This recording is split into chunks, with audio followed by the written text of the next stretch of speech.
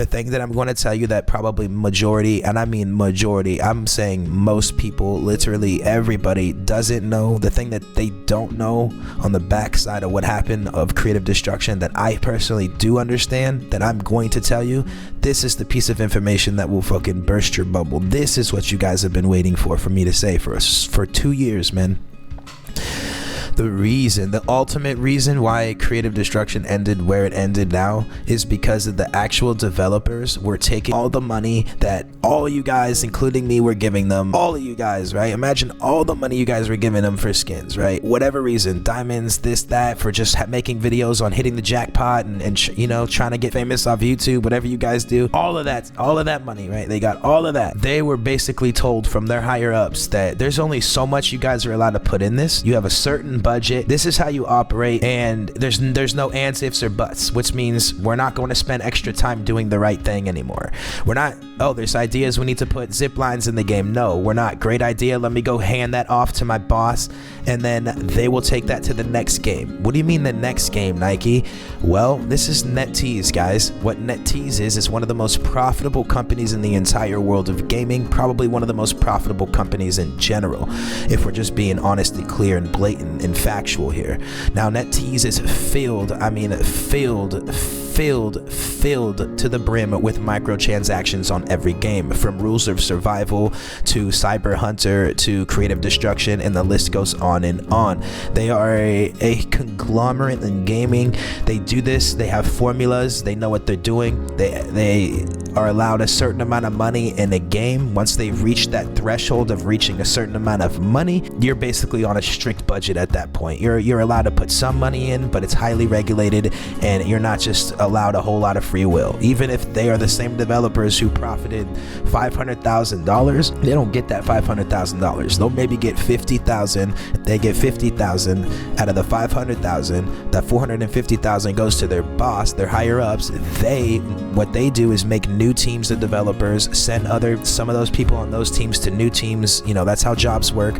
And then they make new games. At the time of Creative Destruction, Cyber Hunter was being produced. Where do you think our money in Creative Destruction was going? Ta-da! When you guys are like, wow, they don't give a fuck, or they don't care, and months go by and they're only dropping skins. Why do you think that is? It's because they're making money. At the same time that they're making money, they're not putting back into the game, which is a double win. For taking all of our money, they bring it to another game. And think about that formula for a company's perspective for a second, and that's nothing but success, right? I mean, you're talking billions of dollars being profited literally every year just off of this formula, this perfectly set up formula. Let's invest $100,000 in a game. Once we reach that threshold, if we reach that threshold, then we'll make another game with the rest of the profits. And with that formula in mind, that company is profiting, and Creative Destruction goes under the dirt, but they don't. They move on. They're not held on to the game. They don't care. There's no sentimental memories for them. They don't fucking care for us. It's just like, you know, just like the government, just not as harsh, obviously, but they don't care. We're just a dollar to them. We're dollar sign, dollar sign, dollar sign, dollar sign, dollar sign.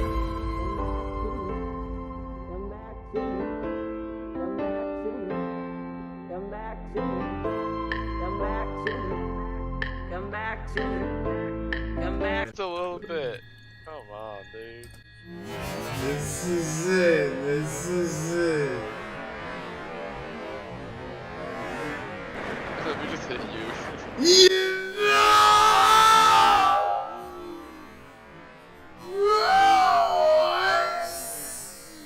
There was a time where Creative Destruction was pretty amazing. It was interesting and it was different. And as much as it was a copy or a clone of Fortnite, developers were doing different things, different designs.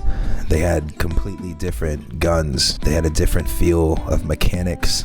It was a different game, and there was a certain feeling in the air when you were playing it. And anybody that played it at those times understand what I'm saying. So how did we get into this position in 2020? How did this game get to be where it's at now? From being one of the most played mobile games to being a cherished PC game to being a game that most people don't want to play anymore. How did we get here? What happened?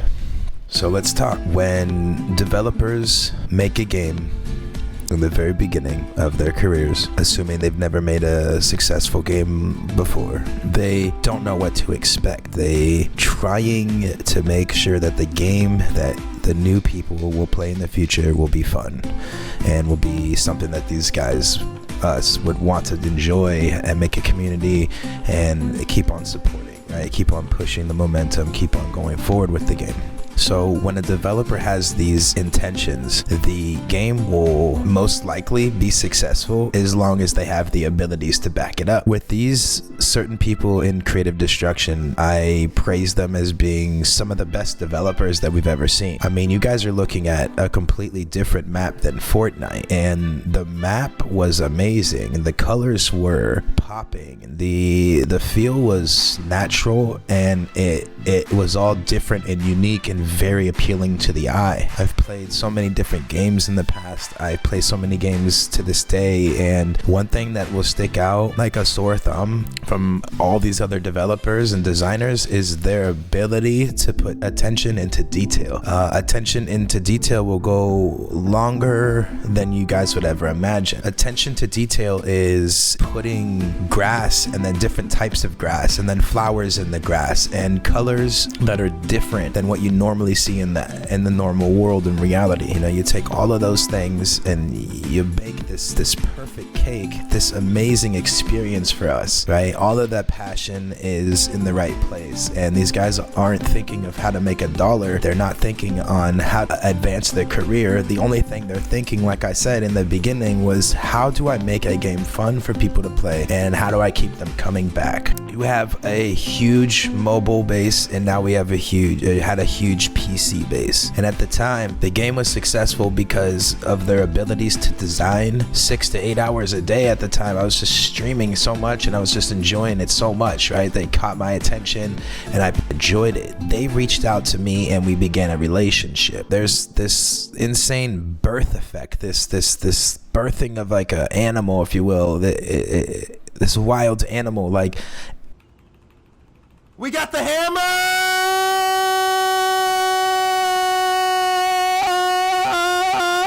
The wild animal was CD. You know, the nature of CD was a very casual / competitive game, right? The gizmos, the gadgets, updates, the patches, the tournaments, diamonds. What had happened? What happened? Nike, tell us what happened, man. We are here.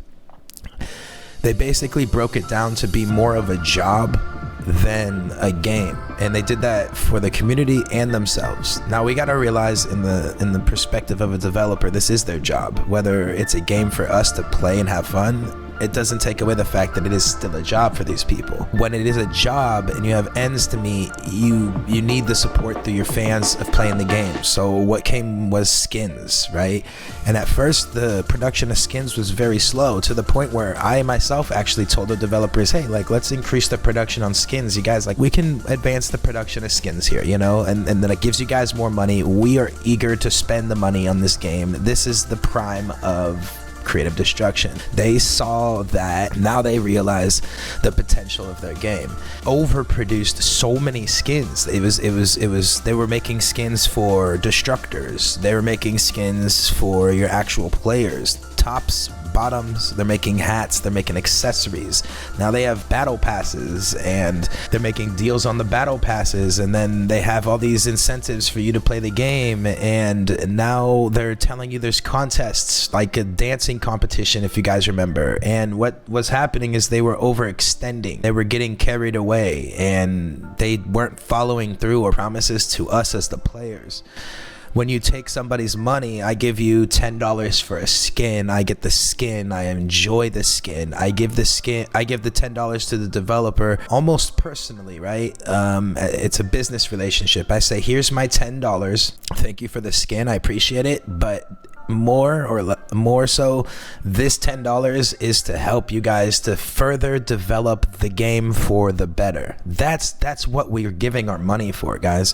When we buy skins in any game, Fortnite, Cuisine Royale, and Creative Destruction, Rainbow Six Siege, whatever the game is, if you are buying skins, it's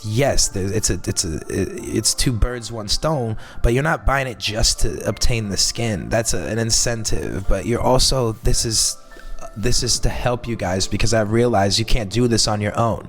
So we are the people supporting the developers, right? So without us, they don't have a game. That's what happened. That's what's happening. They overturned. They went really greedy and started taking as many resources as they could from us, taking as much money as possible, overproducing skins, and making it overwhelming and frustrating when an update comes out and you see, oh, there's nothing but skins being added. You go, okay, no problem, I'll wait till next week. Nothing but skins being added. You go, no problem, maybe they just really need our money. It's a month, so we do 4 weeks. There's 4 weeks in a month, and every week for a month straight, it's just being added skins and occasional little patches and fixes to things that shouldn't have even been a problem in the beginning.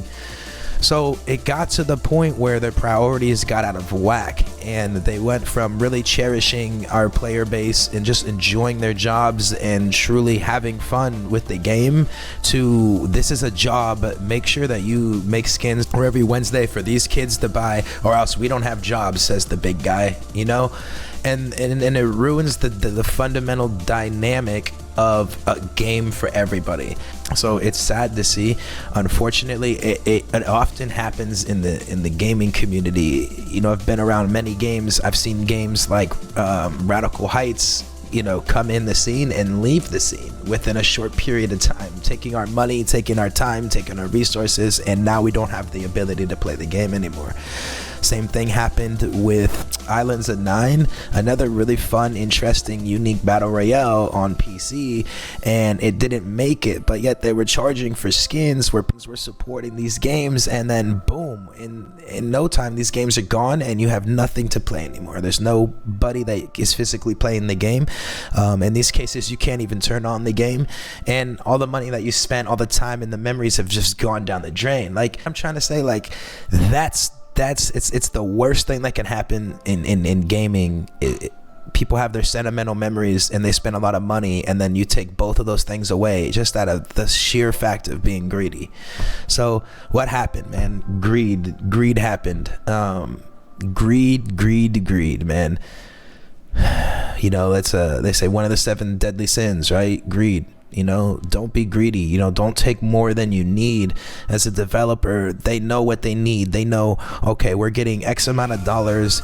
You know, we need to pay our employees this. This is our, you know, this is our net profit. You know, we don't need to go on vacations and celebrate. I think what we should do is let's put some of that money back into the game. Let's show these people that we're doing the right thing here. We're not just profiting off all their money and yada yada yada, right? That's not what happened, and it was the complete opposite. And the reason the game failed, these guys got greedy. The developers ended up changing. More developers came, less developers came. They're interchanging developers. Developers are leaving teams. The integrity for the game is not there anymore.